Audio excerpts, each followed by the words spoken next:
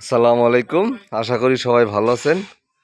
আপনাদের একটা নতুন খামারে নিয়ে যাচ্ছি। খামারটি তৈরি হচ্ছে।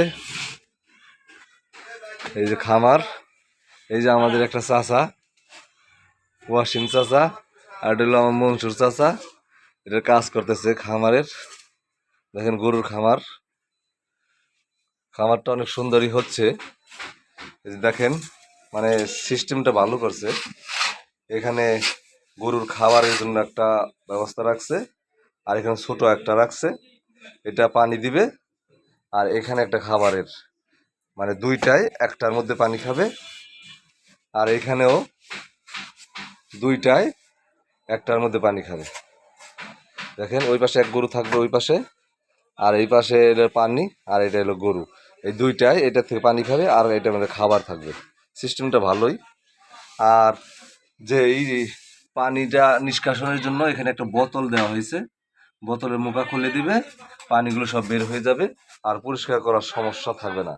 তবে আমার মনে হয় একটা সমস্যা হলো ফার্মটার সামনের যে ওয়ালটা দিল, ওই ওয়ালটা যদি নিচা করে দিত তাহলে ওই পাশ থেকে খাবারটা দিতে পারতো।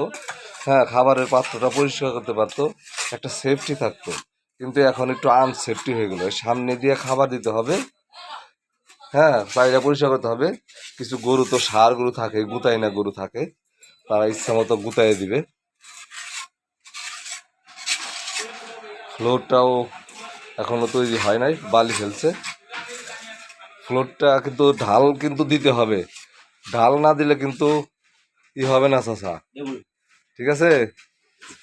ডাল থাকতে হবে, ডাল না থাকলে গোয়াল ঘর সবসময় ভিজা থাকবে।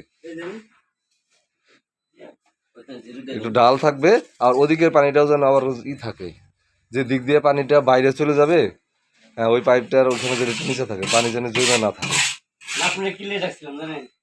আর যে এইটা, যে ফ্লোরটা যখন ঢালাই করবা তখন কিন্তু করা যাবে না, মানে ওই যে কি বলে, ফিনিশিং ভালো করে দেওয়া যাবে, তাহলে কিন্তু গরু আচার খাবে শুধু, ঠিক আছে?